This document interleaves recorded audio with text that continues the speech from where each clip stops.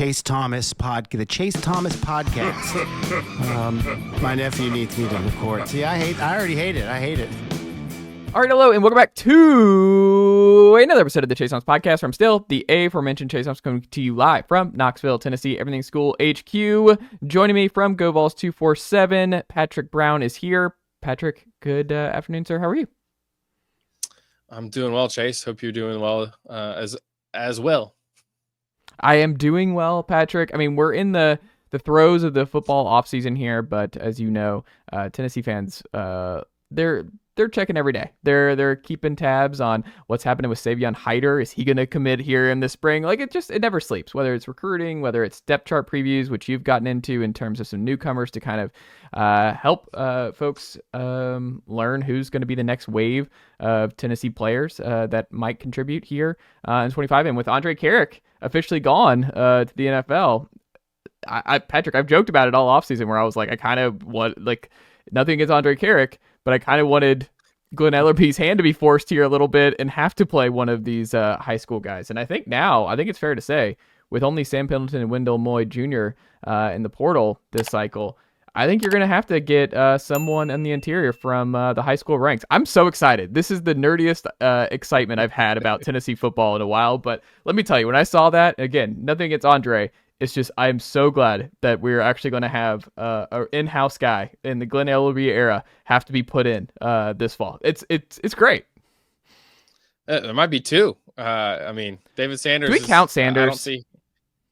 I mean, if you're going to say that he's never started a high school guy, David Sanders is going. It's to just be like he could go anywhere. Guy. It's just he's so high that it's like he would start at Georgia, Ohio State. Like, he's just a plug and play guy. Like, and it's not against Ellerby. Yeah. It's just Sanders. I just feel like it's in a different stratosphere. Like, I don't know. I'm talking more like the 4 stars, the more developmental 3-4 guys at the high school ranks. That it's like, all right, we need one of these guys. That's what I'm looking for. Is that Sanders should be plug and play.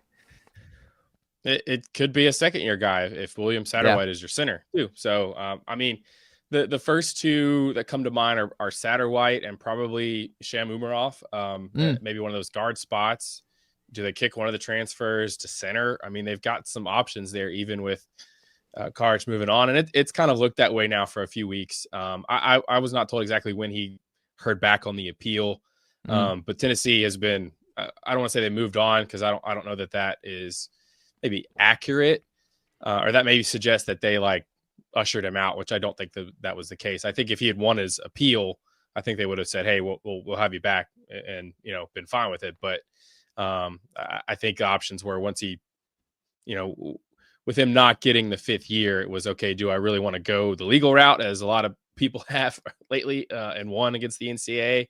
And I think that was probably more up to Andre than Tennessee. But obviously, with him not being part of the picture, Tennessee is like I said, they've kind of moved on and been looking at it like, okay, now we officially have 4 guys to replace on the offensive line. A tough situation to be in, but you got 2 guys from the portal. You got a lot of guys in that room. I mean, even without Andre, it's 18 scholarship offensive linemen are going to be in there this spring. So you've got a lot of quantity. It's just a question of quality. And like you mentioned, Chase, I think this makes it pretty clear that there's going to be 2 high school guys, whether you want to count Sanders or not. That's another, avenue of that debate that I think we talked about this quite a bit when I was on your podcast a few weeks ago. But I think it opens the door for one of those young guys going to have to step up, whether it's, do they move a transfer over to center? Is Satterwhite going to be that guy? Max Anderson, Jesse Perry are maybe guys that have also worked at center in the past. So, they've got some options there to move some pieces around, and they will probably, if I had to guess, would probably do some cross training in the spring. That's a great time of year to do that on the offensive line, in the secondary, maybe some other positions as well. So they'll see what they've got and sort of start the process of piecing it together here in a couple weeks when they start spring ball.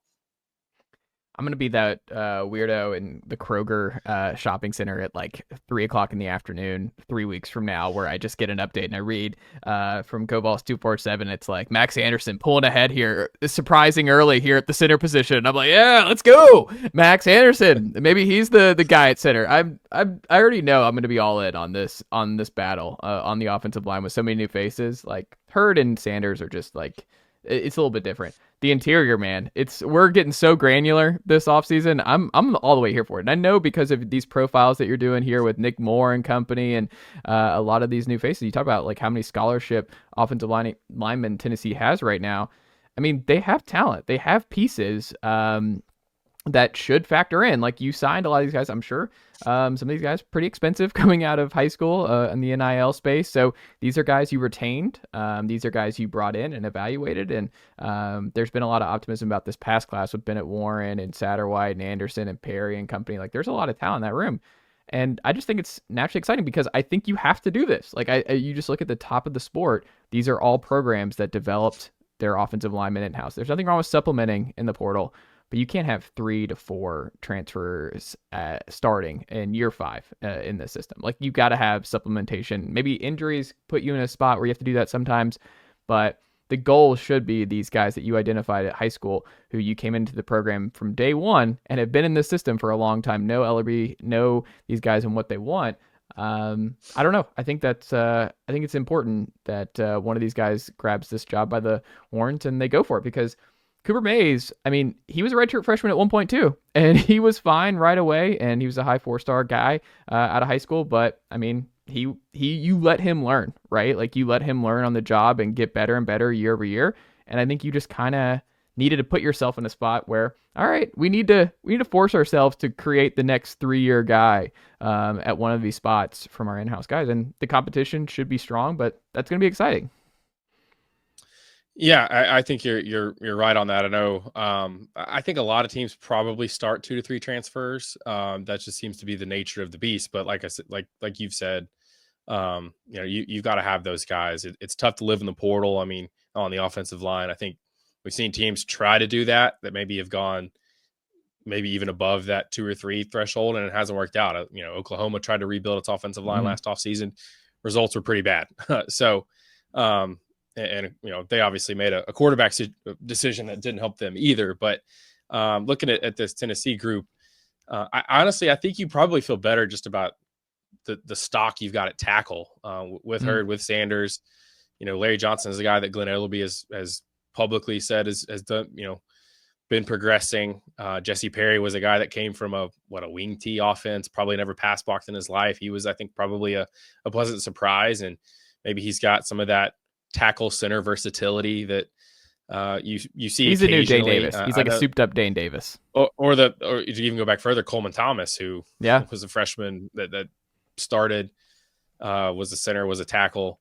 Bennett Warren again was probably maybe a little bit more of a developmental guy, even though he was so highly rated. And that was obviously an intense recruitment coming down the stretch for him. You've got some guys there, and even if you want to throw in we'll see what Jeremiah's Hurd becomes, because I mean they thought his ceiling could be pretty high, but for some of these guys, this is their first full offseason. A couple of those guys didn't even get here till the summer last year.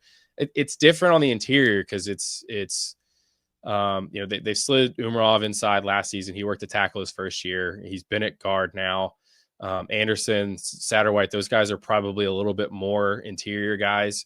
Anderson's one of those. I think he played exclusively guard in high school, which a lot of these offensive linemen come from high school. And Cooper Mays pointed this out a couple times and talking about some of the centers behind him. So like, if you're good enough to play in the SEC level in high school, you're probably playing tackle. That's what Satterwhite was, right? He was a tackle, a little bit of guard. Nick Moore was too. Right. And Vyson Lang, even before Addison Nichols, if you want to go, that's just sort of how it is. I mean, if you're the best offensive lineman, you're probably going to play tackle. So nobody recruits like a true center, right? I mean, they're not bringing a guy in that's, played center his whole life. So, they might, maybe Gage Ginther is a guy that slides down to guard. There seem to be maybe one of those every year, whether it's Umarov, whether it's somebody like that. They've got Aiden Bassell in there. So we'll see who steps up, but they do have some options there because those transfers either can play center or, Wendell Moyne, talking to Ryan Callahan when he committed, said that he was open to it. It might fit his body frame and be better for his long-term future to play center. But they've got some options there. Pendleton at Notre Dame worked at center. He was listed as our backup center for most of his, last season. Neither of them played it in a game, but certainly they have maybe that flexibility to do that, to where it's not just Satterwhite, Anderson, whoever, or bust. They've got some options there, and I think that's the big question, because I think you've got to answer that one first. I think that's the biggest question on the offensive line is center, because you deal with that first, because it's such an important position for how this offense wants to play. And obviously you're filling the shoes of Cooper Mays, who was two-time All-SEC guy, Remington Trophy finalist, was a very solid, accomplished player. Now you've got to fill those shoes, and I think you've got to address that. And then I think you go from there and then fill out the guard spots, and then sort of work your depth at those three positions as well. It's going to be interesting to see how it all plays out. Well, speaking of how it all plays out, I kind of hit it on this. You do a great job over there at Go Vols 247 and kind of the newcomer profiles. Who have you dug into here this month that you were most intrigued by as you're writing? And I'm like, you kind of like talked yourself more into it. The more you dug into him, the more you're like, I think this is going to work out at Tennessee. So I should point out that I'm only through the offense. Tennessee brought in 23 freaking guys. So I hope to have this all done by start of spring ball. It's been a little bit of a slog with, just. But they're good. I'd rather you take your time, man. These are good. They're highly informative. They help me too. They help me as much maybe as anybody else that reads them. That they help me familiarize myself with these guys. That they go from recruits to players, and I'm sure there's a lot of fans out there that are deep into following recruiting, but you also have your fans out there that are like, all right, let me know when they sign and when they're on the team and that kind of thing. So this is an introduction to each of these new guys. So looking at the offense, obviously David Sanders is an exciting one. That's an obvious one. I think there's still people, especially on our board, that are like, are we sure he's going to start? And I'm like, I just don't see how he doesn't, with A, his talent, and B, what they've invested in him. It's not unheard of for freshmen to come in and start at tackle. Jordan Seaton did it at Colorado. Yeah, he was up and down. You're going to have to, prepare yourself that David Sanders is going to have his ups and downs. I mean, even Nico Iamaleava as a redshirt freshman had some ups and downs in his first season as a starter. There's going to be games where he looks like a freshman. Physically, though, I think he's plug and play, like you mentioned. I think he's ready to go. He does need to get maybe a little bit bigger, a little bit stronger, but all the other things are there, and the things that won't be there are just gonna have to come with time. When you look at technique, when you look at just the mental part, I go back to Darnell Wright, talking to him at the NFL Combine a couple years ago, and just the way that he broke down preparing for the BJ Ojolaris and the Will Andersons of the world. There's such a mental side of the game out there, in terms of how you're going to go into those battles against some of the best pass rushers that you're going to face in college football. That's just going to come with time for a young player. But to get back to your question, I think there's three guys that maybe stood out to me. DeJuan Morris, the running back from Oakland. You hear in December Josh Heupel say that he reminds us of a young Dylan Sampson. Then you watch his highlights and you see it. A guy that's explosive, fast. Maybe I don't know his 40 time. We'll see what Dylan runs at the combine. He was a elite track time guy in high school in Louisiana. So, he's not the biggest guy yet. He could probably get 10, 15 more pounds on that frame, as we saw Dylan do.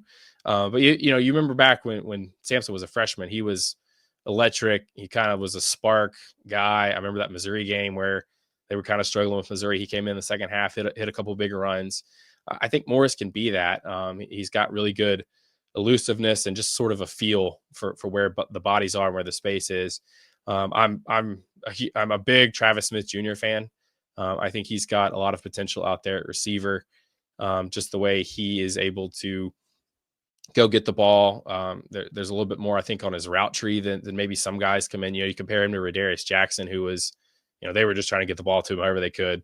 Throw it, have him run 25 yards downfield, throw it up to him, throw a screen to him, have him run 5 yards and turn around because the DB is playing 10 yards off. Like, that's sort of how he was. Smith's got a little bit more, I think, polish.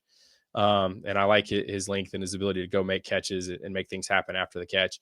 And then I'll go back to the offensive line, and somebody that intrigued me and sort of watching him go from junior to senior was Anthony Agumaro, who went from North Carolina. He, another one of those guys that's sort of a late to football kind of guy. I don't think he played until his sophomore year. He was on defense. He was really skinny.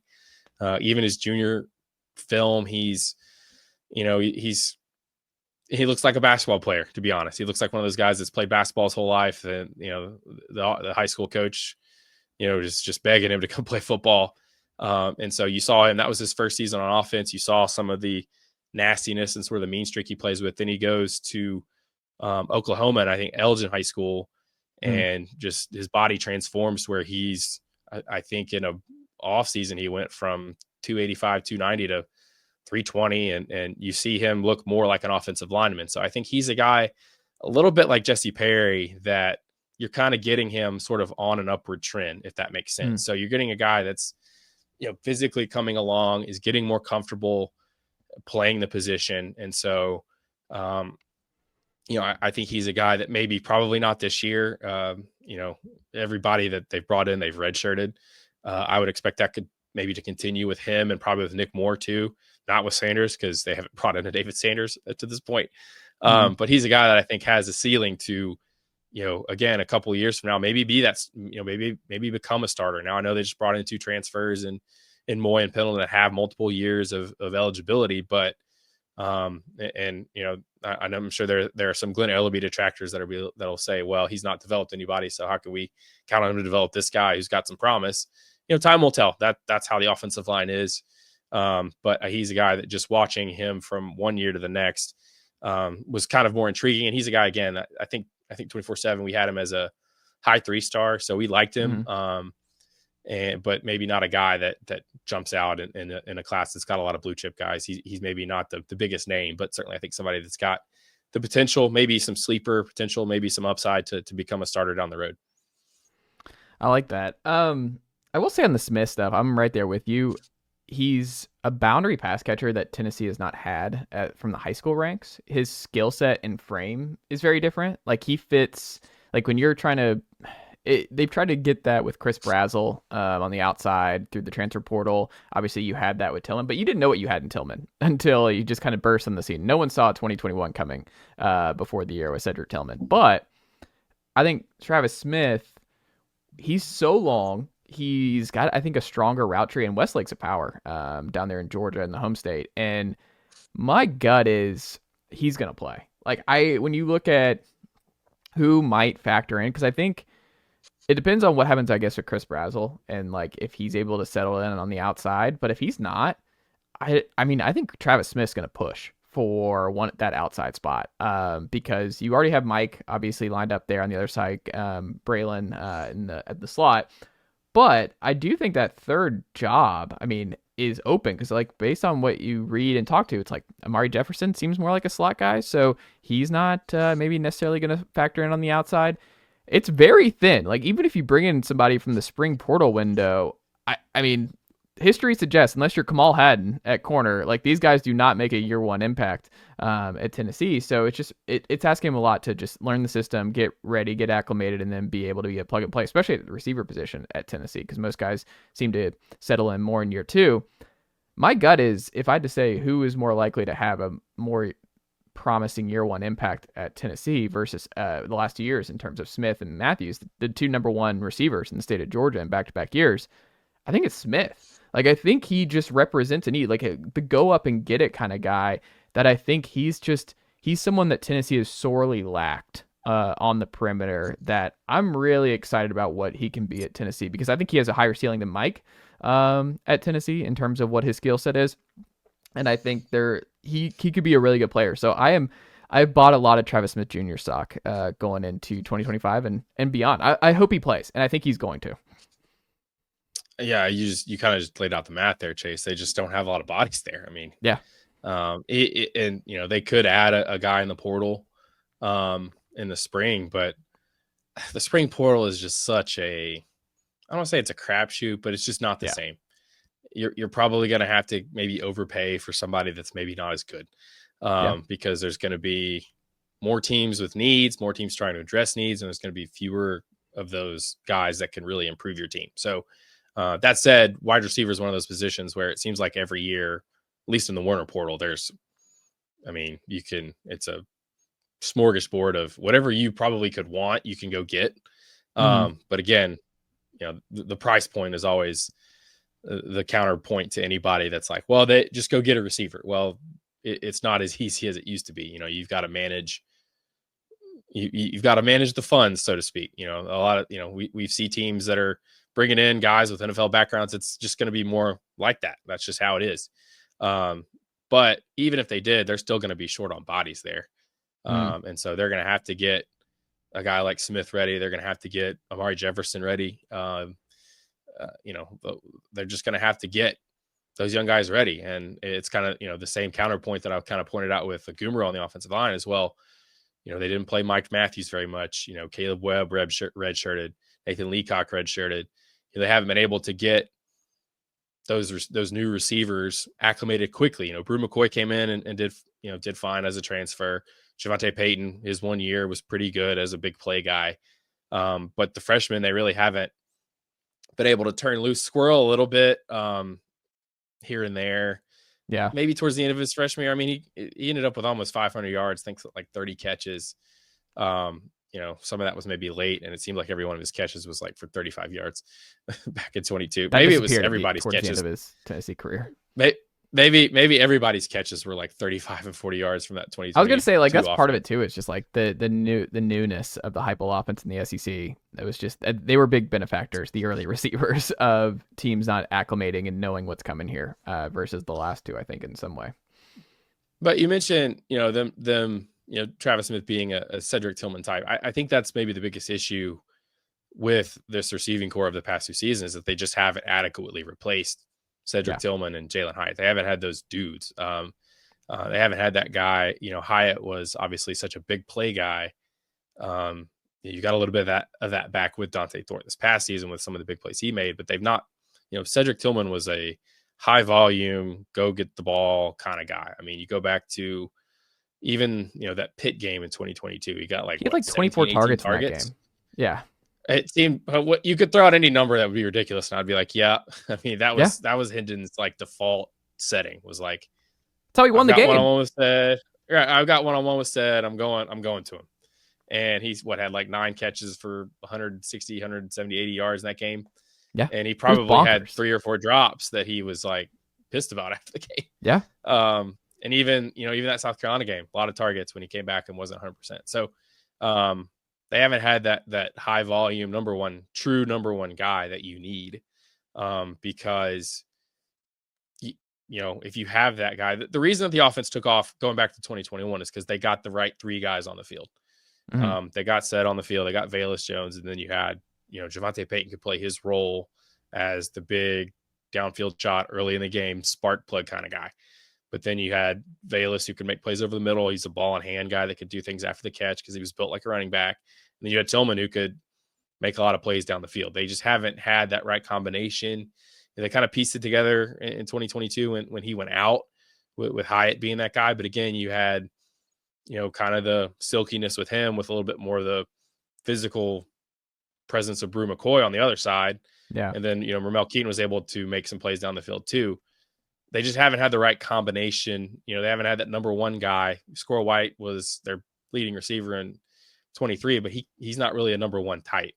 And then they just never, I don't know that he or Brew or Dante or Brazel, for that matter, none of them are really true number one alpha guys this past season. So, who's going to be that this year? That's still the big question. I think Tennessee's probably putting a lot of those eggs in the Mike Matthews basket. And maybe if he becomes that guy, then that lets Brazel settle into his role, Staley settle into his role, and so on and so forth. I think that's just the big question that I have with, and there's been a lot of, the passing game has clearly regressed since 2022. It's never probably going to be like that again, though. I mean, they were such an elite offense that season that, can they get back there? It was always going to be tough, but it was fair to maybe expect a step back in 23, but I think a lot of people were expecting a bigger jump forward in 24 than what they got, which was maybe being more stuck in neutral from the previous season. So, and it's all the dice. You're super young at receiver. You've got some talent, but you're super young. And this is, supposedly Nico's make or break year, all that stuff. But I think at the end of the day, if you're going to go the route that Tennessee's gone, program building, roster building, you've got to play your young guys, and, they've got to get better by playing. That's how you develop guys, not to I don't know if I said this on your last podcast. I think I wrote it, but like, I don't want to go all Jeremy Pruitt here, but one of the things he would say was like, the best way to get, you better at football by playing it. You don't, Well, I mean, it's hard for players it's hard for Mike Matthews and Braylon Staley to get better if they're staying on the sideline every game. So, same for David Sanders, like for him to get to the ceiling that he could have as your franchise left tackle, what better way to get him there than to throw him in at right tackle for a season, let him sink, let him swim, let him go through the ups and downs. And you and as a program, as an offense, and him as a player probably will be better for it in the long run. Oh yeah, I've made this joke one day this week on the pod, and I'm kind of half joking, but Patrick, I think, I mean, it's kind of wild because now all the Pruitt guys are gone. Like, it's official, like they're all gone. But Pruitt as GM, Heupel just deals with the Pruitt guys. Let Pruitt handle all the high school additions and the portal and everything else, and Heupel can just coach Pruitt guys. Like, let's do that. Like, let's blend it, because I mean, Hendon Hooker, Pruitt guy, like obviously he developed in the Heupel Jim scheme, Chaney guy. Jim Chaney guy. There you go. But I mean, it is kind of funny to think about, like, I mean, honestly, especially on offense, these are all Heupel guys, or these are all Pruitt guys. Like, I mean, Heupel was in on Milton twice, and it just did not go the way you want it to go in both instances, in 21 and 23. But yeah, man, the biggest concern I have, and then I have a Nebraska thing for you. The thing I just have in the back of my mind right now that I've struggled with, and I've kind of wrote about it. You hit on Doune Thornton being gone, and I think he's going to be the player that Tennessee misses the most in 2025. It's the one I wish we got one more year of, because at least you would have one certainty out wide that he is going to make plays when he gets the ball in his hands. Like, there's not an obvious, like, if he gets 3 catches, it's 2 TDs, like Doune Thornton, which is what he did against Vanderbilt. The man had 3 catches and 2 touchdowns, and got a few Tennessee games back like in that game. where it was like, like 3 catches, 105 yards, 2 touchdowns. But he had a couple of those games last season. And every Tennessee loss, they averaged less than 10 yards per reception this past year. Doune Thornton in those games was absent. He didn't have a catch against Georgia, 1 catch for 14 yards against Ohio State, and 1 catch for 49 yards against Arkansas, but it wasn't for 6. Like, the games, you felt when Doune Thornton didn't do anything in that game. If Doune Thornton did not get the ball a couple times, like, you felt it on Tennessee's offense.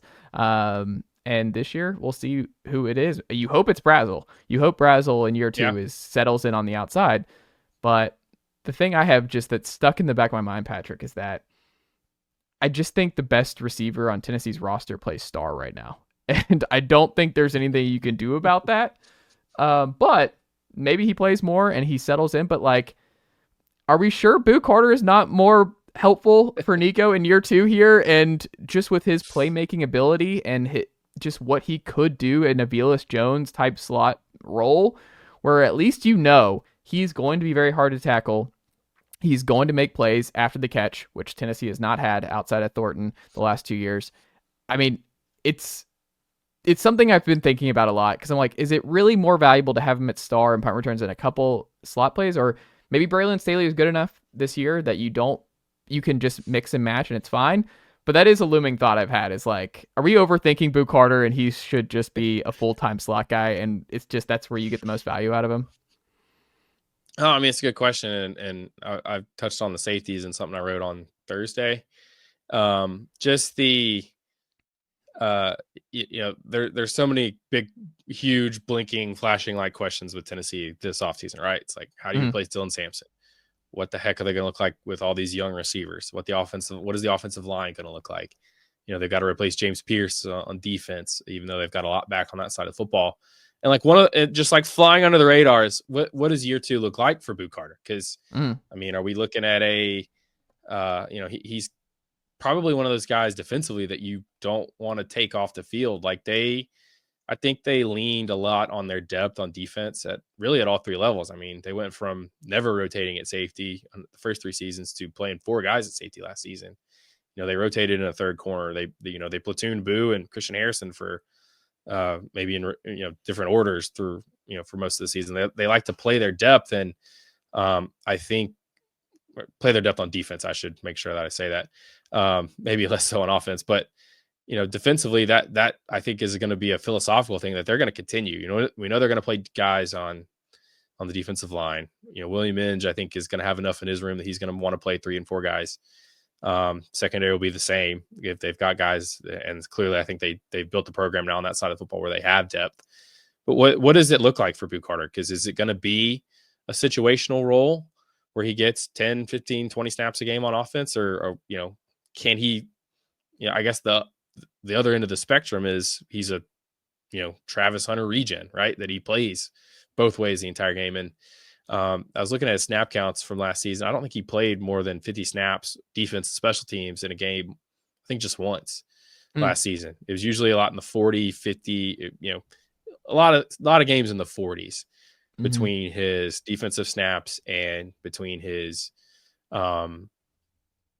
snaps on special teams and punt returning. So, what does his role look like? Can you find another guy that you can just plug in at star for 25, 30 snaps a game to help him if he's going to play a lot more offense? I think it's going to be figured out over this offseason of how much he can handle mentally and physically, because you're going to get, if you've got 60, 70 top level snaps in him and you're asking him to play 90 to 100, then, there's going to be diminishing returns on when he's on the field just from wear and tear. So they've got to figure out what he can handle mentally and physically. And I think there's something to be said defensively that, like I mentioned, he's probably one of those guys you don't want to rotate a lot because of what he could do. But there certainly is an area of thought that maybe he is one of their best offensive playmakers. Clearly he's electric with the football in his hands.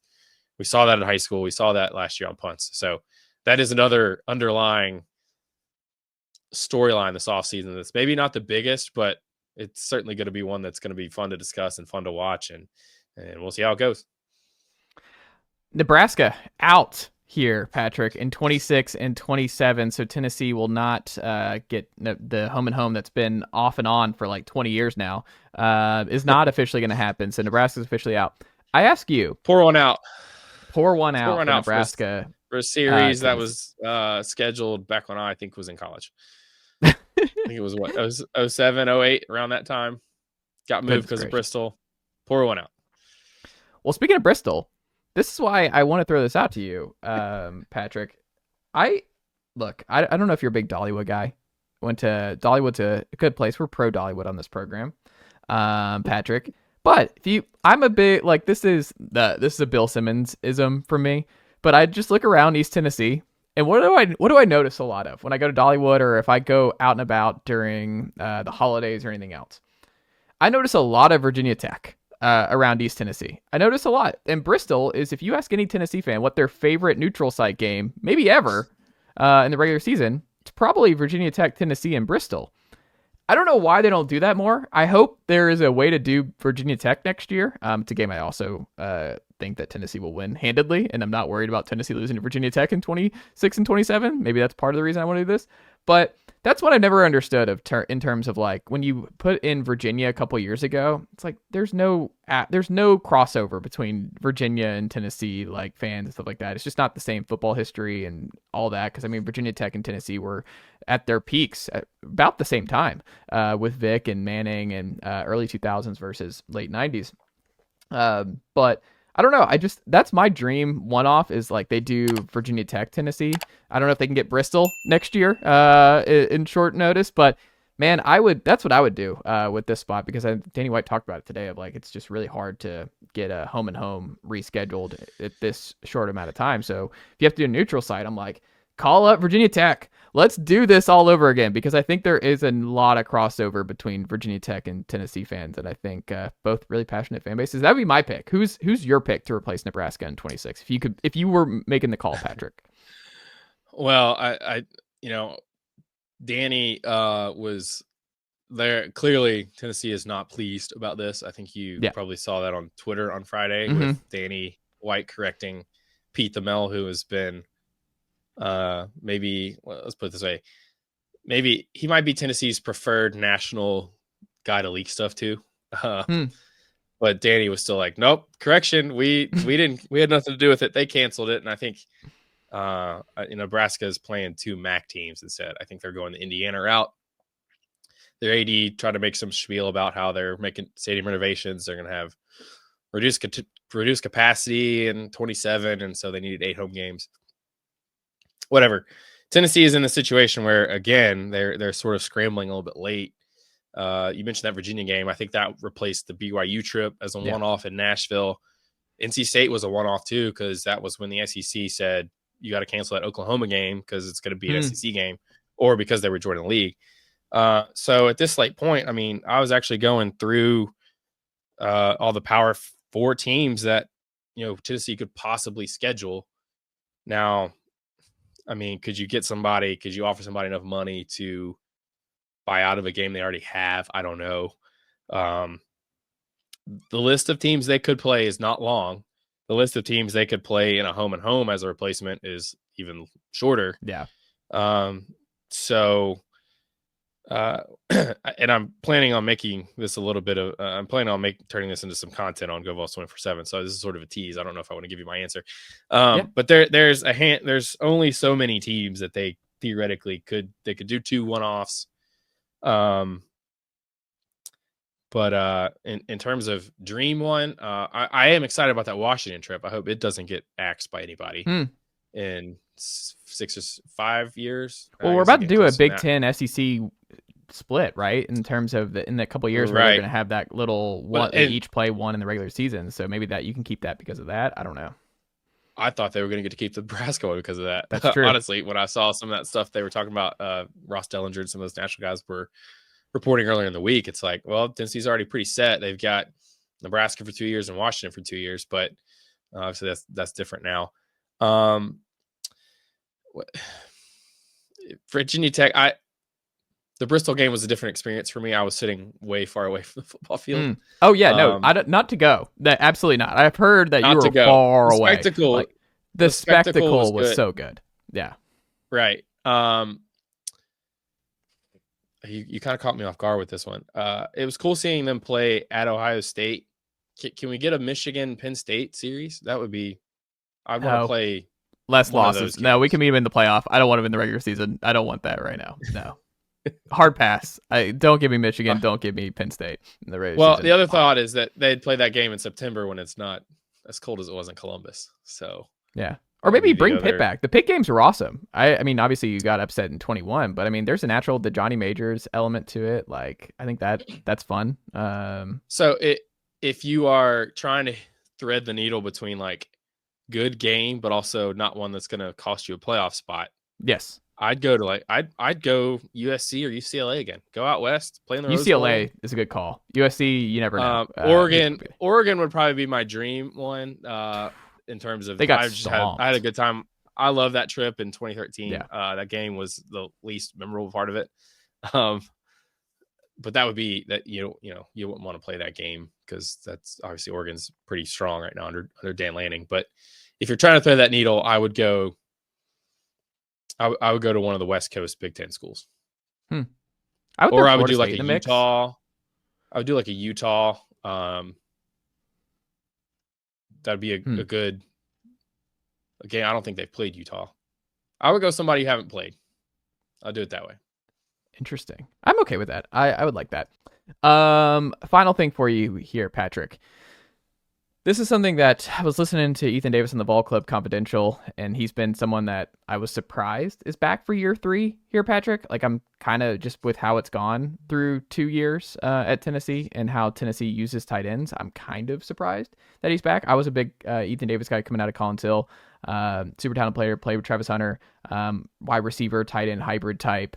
But the way Tennessee uses tight ends, it just doesn't mesh to me. Like, it doesn't make sense, like, how this is going to work. Because I thought with how banged up you were at slot last year, like, why aren't you trying Ethan Davis at wide receiver? Why aren't you trying him? I mean, Brew McCoy was an edge in high school. Like, Brew McCoy was not someone who was naturally, like, he was just a football player, just a big dude who grew into being a really good receiver for Tennessee and a great blocker. Like, he was obviously a physical dude, all that kind of stuff. But I don't know. I don't know what Ethan Davis is. So in your estimation, do you think Tennessee, in part of their offseason just offense evaluation, they're going to expand how they use tight ends, because they brought in Daune Brame, who I'm going to head and guess was a big NIL investment. Jack Van Dorselaer, another one who's super talented guy. Like, you're bringing in these kind of twitchy difference maker tight ends, and if you've seen anything with, I love Jacob Warren. I like McAllen Castles. These guys are not exactly like just how can I say this? They're not Tony Gonzalez. Like, they're not just like George Kittle and just these freaks who are just going to get targeted a bunch. Like, they're not yak guys. They're not like, it's just, they're not Kyle Pitts, I guess is the best way of explaining it at the college level. And that's what Ethan Davis's frame looks like to me. I just kind of wonder, do you think they fit him in that way, and they kind of give him more packages and use tight ends a little bit differently to make him a factor? Because if he's going to be a number 2 and play with Miles Kitselman a lot this year, I just don't see how you maximize him without changing how you use tight ends some. I mean, I would. I think he's, as you touched on, I think he's a great athlete, great pass catcher. Mm-hmm. You are going to have to, if you're going to play tight end in this offense, you're going to have to block. That's just the reality. But I do think, you could have some longevity if you do make some tweaks to your offense, because I think, you could probably say Daune Brame is a little bit like Ethan Davis in terms of just the natural ability to go make plays and catch the football. And to that point, Van Dorselaer, he kind of strikes me as a little bit of a Kitselman-ish type. Yeah. He's maybe a little bit more of a blue collar guy that, his bread and butter is probably going to be mixing it up and blocking for you, but he's more than athletic enough to catch a little play action pass in the flat and get upfield for 15 yards and a first down. I think that's in his bag too. So, maybe whatever you do, I think offseason scheme wise this year at tight end, you could theoretically continue to build upon it with a similar potential setup. If you want to say that the Kitselman Davis tandem, Brame and Van Dorselaer probably are a little bit like that too. And, Cole Harrison's probably a little bit more on the, Van Dorselaer Kitselman side, where I think he's probably maybe a little bit more of a blocker first, but is also athletic enough to make plays in the passing game. And we saw that a lot with, some of their success with Kitselman last season was using him in play action, to where defenses are so accustomed to seeing him block and, insert and lead the way. And then you slip him behind the linebackers or out in the flat, and he's in a lot of space for a touchdown or a nice play. So, I think the tight end, certainly, if you're looking for ways to bolster what you have at receiver, I think that's pretty obvious that you've got a couple guys in Kitselman and Davis that can make plays as pass catchers. And whether that's just lining up in the slot and getting a matchup and throwing slants to him. I mean, I do think he's a little bit different player than Holden Stays was when, we saw them last season develop that 12 personnel package. And I think they would certainly could like to continue doing that. And we saw them build on that throughout the season. They didn't do the same stuff that they did against NC State over and over again. There was some repetition, but, they did some different things, full house backfields, things like that, to where they were able to build off of it. And I think it was very successful for Tennessee. And I would think they would want to continue to use it because A, they've got the personnel to do it. And B, if you have a shortage of wide receivers, maybe you can have 25, 30% of your offensive snaps, have just 2 receivers on the field. If you're worried about numbers there, that's one way to do it. So, I would be, if I were them, I would be trying to find ways to get him more involved in the passing game. And certainly, I think he's also got to continue to hold up his end of the bargain, where he's consistent every day and is continuing to come along as a blocker and understanding that that's part of the job. And, this offense is, yes, it generally a lot of big pass plays early on in Josh Heupel's tenure. And that was when the big success was, but it's also run the football very well throughout all the 4 years Heupel's been here. So it's going to be a kind of a two-way street there, but certainly I think he's got the potential to be a big time pass catcher. And if for any other reason you do it because you've got a guy who theoretically might even be better in that at tight end than Brame, who might even be more of a tough matchup guy for defenses down the road and potentially even sooner. I think he's probably a guy I should have pointed out when you asked me earlier about guys that really impressed me. I think his film up there was up there with any of them, just the way he's just, sort of a monster catching the football and the way he's able to make plays. I would be, I think that room has been really good for this program, and they're certainly continuing to build it with who they're bringing in there to keep that running pretty good. And and we'll see how they evolve it. Because like you said, they've got some guys with different skill sets that, if they're able to expand and evolve schematically, then that gives them another element that defenses are going to have to defend. Patrick Brown, what can the good folks check out from you and the team over at Go Vols 247 this week? Well, we've just wrapped up a off-season outlook series. It's series season at Go Vols 24/7. We it's not football season, so you got to come up with some of your own content. But there are, like you said, it's every day. There is no off-season. So just wrapped up an off-season outlook series that hit on sort of the state of every position. Going into spring ball, coming into the off-season, who's here, who's not, who could step up. The biggest question for each position group, just wrapped that up this week, did the offense last week. Obviously, we touched on some of the newcomer profiles. I will get to all of them at some point. Still got a long way to go because Tennessee brought in so many dang dudes, but we'll get to the defense on that one. As I touched on, probably try to have a little fun with some scheduling potential. We'll see what direction Tennessee goes. I might go through and list some of the more viable options that Tennessee might have to fill these two spots, to fill these two openings in 26 and 27. Obviously, there's some fluidity with what schedules are going to look like, with what changes might be coming to college football at large with the playoff and the SEC and go to 9 games and things like that. So we'll see. But of course, Ben and the rest of the crew, Ryan, everybody will have recruiting coverage, basketball, baseball. We have it all covered at Go Vols 24/7. Lady Vols too, with Maria Cornelius, who's been around longer than any of us. So they're obviously having a great season with Kim Caldwell. So a lot going on. And we have it all covered at Go Vols 24/7 this weekend. Next week is Combine as well, since he's got 6 guys there. So we'll have coverage of that. A lot going on. Check it out. There you go. Patrick Brown, always a pleasure, and I'll talk to you very soon.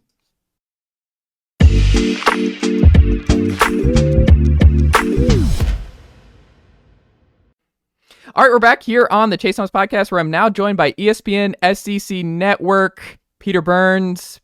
Peter, good afternoon, sir. How are you? Chase, what's up, man? I'm just reacting off the news that Nebraska's cowards and they don't want to play Tennessee, and getting ready for a big Tennessee Texas A&M basketball weekend. I mean, we got a little bit of everything going on right now, man. It's a good time of year. Can I just say selfishly, there is part of me that's like, I didn't really want to go. Like, I understand like the pageantry and it'd be cool to like be in Lincoln, but I think that's like a losable game next year for Tennessee, that I'm like, I'm kind of okay with it because you're going to get a neutral site. And I was a lot more upset about the Virginia situation because I thought BYU, you're still going to win. It'd be a really pretty atmosphere a couple of years ago, and you had to play Virginia and Nashville. But yeah, I would have, that would have been a 50-50 type ball game, I think, in Nebraska next year. Might be Dylan Raiola year 3, and who knows what he's looking like. Dana Holgerson, I like that OC hire. I'm okay maybe missing this. Yeah, I mean, it's again, would I rather play Tennessee? Would I rather play Nebraska or Virginia? I would much rather play Virginia, because it's still a Power 5 school, and more than likely you're going to, or Power 4, I should say now, and you're going to get a victory. However, I mean, I spent some time with Matt Rule in Nebraska when we went up there for the College World Series, and they were telling me, they're like, we're not going to spend a bunch of money in NIL in year 1 under Raiola, but then like we're just and they are flush with cash, so they're trying to basically kind of game the system, and I look at it as that they just don't want to play Tennessee, which again, after what Heupel has built, and then you go look at how dangerous Nico can be. I wonder, he's got a couple more games underneath his belt. I mean, I think both sides are just like, all right, it sucks, but I mean, because those are 2 blue bloods as far as programs you want to see going forward. And anytime I can get SEC versus the Big Ten, I'm all in for it. I need you to pull some strings to get Bristol, the Battle of Bristol, for 20. That was a blast. I mean, that was a blast a couple of years ago. I mean, what was that, 2016 or something like that? Was that the Butch Jones years? Yeah, Alvin Kamara with the gold tee, smiling after a touchdown run on camera. It was a great time. It's I don't know. I mean, listen, there's 9,000 things we need to fix about college football right now. So, bringing it back to Bristol would be nice to see it happen, but like bigger fish to fry, I guess, right now for everybody. Absolutely. Well, I have a couple of different Tennessee questions I wanted to run by you here, because I'm in it every day. I write about it. I podcast about it. Like, I have my own, just being in the fishbowl here, but being on the outside and seeing all SEC teams as a whole and seeing what Heupel has done to this point. Can you think back to when he was first hired to now? Has he been has he met your expectations you had for him when he was hired? Has he exceeded them? Has he fallen short a little bit? Where are you at with Heupel? No, I mean, if you're going to tell me that they were a college football playoff team, that's where I would think that he was, especially given, some of the scholarship issues that they were building off after the end of the Butch Jones run, and even after that for Jeremy Pruitt. And so now that he finally doesn't have any kind of scholarship issues going forward, and this should be another year in which, depending on how the schedule falls, and it should still fall the same way, you're just playing the same schedule but flipped this year. Why not be a college football playoff team? I mean, I think in the world of NIL, Chase, now Tennessee, the par should be a college football playoff team just about every single year.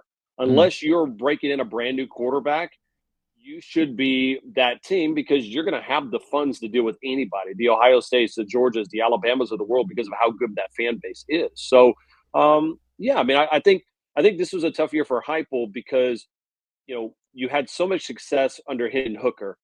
You're trying to get that going. So he was almost kind of a victim of his own success early.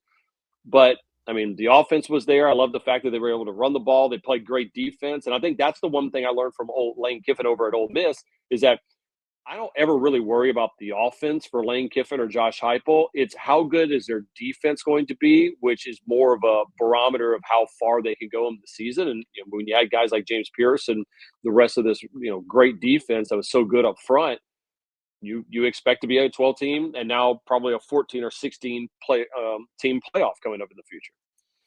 Yeah, I mean, it's been weird to see the difference. Like the first 2 years, it's offense. You're number one in scoring in 22. Yeah.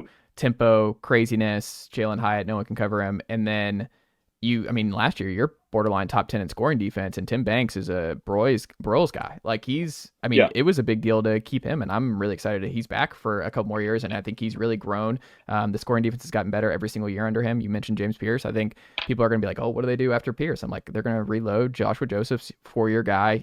You have Caleb Herring, you have 5-star Jordan Ross, you have dudes all across. Like Rodney Gardner and the Tennessee defensive line is going to reload. I'm not really worried about that. And I think there's a path to this defense being better as a whole, especially at linebacker. They're only going to have blue chippers in their rotation this year for the first time in the Heupel era. I just have a question about the offense in year 5 here, Peter, because you mentioned, Nico, it's a big pivotal year for him in year 3 in the system. Mike Matthews, former 5-star, he's now going to expect to be the guy on the outside. You're going to have to replace Dylan Sampson. It's staying healthy, though, too, isn't it, Chase? Yeah. I think that was the big deal is that even if they had the playmakers, they just never really got quite right. And so I think that probably frustrated Heupel is that you never really had your full collection. It's like a chef not having all the ingredients in the kitchen now. And I want to see the game slow down a little bit for Nico. And I think if you saw the pace in which Heupel went at this year was probably a little bit slower than he would like to traditionally go. But I do think that there's some advantage, and that was more about Nico just, slowing down, let the game come to you. Because I mean, he's cool as hell. Like he's got that kind of Cali swagger to him. It's just a matter of like, when does the game slow down for him? It needs to slow down for him so they can go faster as an offense. And I think you saw down the stretch last year, part of what I think you saw, and this was what was frustrating about the Milton year in 23, was that his best game was against Alabama, where he in SEC play, where he lowered his shoulder. Like he was running some option stuff. Like Tennessee surprised Alabama. If they convert one more of those field goals into TDs in the end of the first half, and they have Alabama 3 scores down instead of 2 on the ropes like that, I don't think Alabama comes out with that kind of just we're launching it deep or right back in this game. I think they're looking at it like, oh, like this is over. Like this is like we've really dug ourselves a hole. But Milton was a little bit different there. And I think this offense just requires a quarterback who is willing to put his body on the line a lot in these big games. And Nico really became a lot more comfortable down the stretch because the first instance of Nico was against Iowa. And he was running all over the place. That's all he did. And it almost felt like there was a concerted effort of Heupel going, listen, we're kind of not playing with house money to a certain extent, Chase, but it's like, if you want to take that next step, go look at Jalen Hurts. Go look at even some of these other quarterbacks in the league right now. Even Lamar Jackson is a fact of like the passing attack. They were known as a quarterback who also could run a little bit as opposed to a running quarterback. So I think Nico would always, and that's natural, like to not make your to make your progressions very quickly and get on the road and start a run. I think they try to do that because they're also trying to get him probably in the weight room a little bit more too. And is he big enough and stable enough to take the hits of a running quarterback in the SEC for 12 weeks a season? Probably not. They want to develop him more of a passer. And there were some learning, some good, some bad. But I would rather him do that rather than just not make his progressions at any point and just try to tuck it and run as quick as possible. Absolutely. I thought this was interesting, and I'm sure you've seen that. Like, it's now off-season rankings predictions in terms of like, who's going to be in the CFP next year. One of the things I've found that's kind of funny to me is that I think a lot of people don't want to put Tennessee back in because of what happened against Ohio State this year. And I just think the schedule and the defense and the upside, like, I think Heupel has raised the floor so high that when I'm seeing like South Carolina and Florida and Auburn and other schools like picked ahead of Tennessee already, I'm like, y'all, I don't see it. Like, am I crazy? Is there some orange glasses here that I'm just like, I think Tennessee's just such a high floor team that they just have to steal one toss-up game and they're right back in the CFP next year. I mean, the toss-up games obviously is Georgia in week 3, I think, it's over there in Knoxville, and then the game in Tuscaloosa. And like you quote unquote steal one of those, but you win one of those, it's a disappointment if you don't if you're not a college football playoff team, right? I mean, I know you got the game later in the season against Florida, and if I'm not mistaken, I'm trying to think, that game should be in Gainesville this year. It is, but if you steal one of those 2 games, either Georgia or Alabama, more than likely you're sitting there going, all right, we're a college football playoff team. We should be 10-2 and nothing worse if you steal one of those games. And I don't even know if you need to say steal it against Alabama right now, because Alabama, if I'm looking at a program, I feel much better about where Tennessee is with Josh Heupel than I would be about Alabama in year 2 under Kalen DeBoer, simply because of the quarterback situation. I mean, whenever we don't know a lot about the teams, you have to look at what is the foundation of it. What's the coaching? What's the coaching staff, and the fact that you have Kalen DeBoer trying to break in one of their new 3 quarterbacks, and they don't even know who that's going to be quite yet, versus I get Heupel with Nico in year 3, and I got Tim Banks coming back, and now how are you not favoring Tennessee over Alabama collectively as a whole? Now, the fact that that's in Bryant-Denny Stadium is a different story, but again, I still like Tennessee over Alabama coming up next year. I mean, Tennessee's played Bama really well. Like I talked about with Milton, like they should have won the game 2 years ago. And that was, I mean, they should have won that football game, and they played them really well in 21. Like they were in that game up until the fourth quarter where they ran out of juice. I mean, they were low on scholarships and everything else, but I think they just have to win one. Like I think Georgia's the most unlikely just because, I mean, you've been shut out in the second half of back-to-back years. I think Georgia just does matchup. It's a bad matchup for Tennessee, Chase, because they're so physical at the line of scrimmage that it's really difficult to be able to run the ball, obviously, for them, but really just the way that they would kind of body. I remember that game against, the Hendon Hooker season. What was that? Was it 22 that they were rolling? They looked like they couldn't be beat. And all of a sudden, Georgia was like, all right, we're going to play some press coverage. We're going to try to bang them up early in the game. And then it just looked like different teams. And almost like that's the mentality. Yeah. And I think that was a good learning game for Heupel to also understand, no matter how fast and fun and free this offense is, I got to get over the Georgia hump.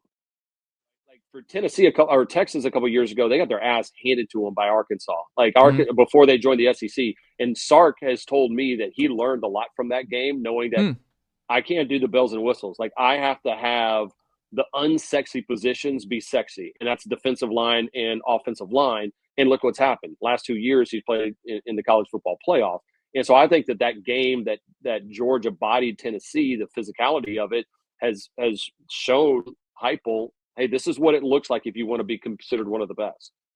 Yeah, I mean, I think Georgia, you hit the nail on the head. If you watch the tape, like Tillman and Hyatt, like they're daring officials to throw the flag. Like they're physical. They're going to bring you down. Keely Ringo is built like a linebacker, and he's just like Tennessee's receivers just were not able to handle that kind of pressure. And also you had Jalen Carter in the middle, and there was no answer. You could send doubles, and Hendon Hooker was a 2-step drop guy, and it's just Jalen Carter's just right there in the backfield, and there's just nothing you can do. So it's just like it's a bad matchup for a lot of different reasons, but it's in Knoxville. So Heupel's lost one game in Knoxville in the last 3 years, and it was to Georgia 2 years ago. Wow. And again, I think now, again, you look at it, 9-3 right now should be at the absolute, like that's par for Tennessee football. And I assume with the way that Heupel has recruited the fun style of football that they play, the home field advantage, obviously the NIL, I'm taking the over of 9-3 as long as Heupel and Nico are going to be having that 1-2 punch. And Tim Banks is there as well, too. Peter Burns, what can the good folks check out from you over at SEC Network and ESPN this week? Man, trying to figure out what's going on with Tennessee basketball. Obviously, the big weekend going there. It's fun that baseball is coming up, and Tony Vitello and that crew has been – I mean, that was such a blast to watch that team last year. And Lady Vols have been fun, man. The way they play press defense the entire time. Like, Caldwell's done a really good job, so that's going to be fun after that win at UConn a couple weeks ago. So, again, it is – I think maybe outside – Texas might be the only team in the country right now that when you say, all right, I want what's going on in their athletic department, that might be the only one that rivals what's going on with Tennessee right now. I mean, top to bottom, how good every single one of those sports is a credit to what Danny White has done. It's a credit to Ball Nation for backing it up as well. Oh man, and just Vitello and company, they're just mashing. Like it's so much fun. Like it's just there's nothing like it, man. The Hornets' nest that is Lindsey Nelson Stadium. I'm just so glad it's back. Like it's just getting to be the Alabama of football in another sport is just it's a lot of fun. It's like finding all these $100 bills in your pocket. You're like, oh, I forgot with the baseball. We could be really good at that. And you're like, not kind of good. Like you're great, and it's a mentality, right? Yeah. Like in every team, you got a Hall of Fame coach in Rick Barnes. That's the only one. Like if you're asking me right now. Vitello, like if you're talking about Tennessee athletics, Vitello is always going to be the first one out of the bus because of the, just the swagger that he has, the confidence that he has. You got a Hall of Fame coach right behind him, and Rick Barnes, and Heupel sits there and is like, "Hey, I don't need all the hype, but I'm a college football playoff team."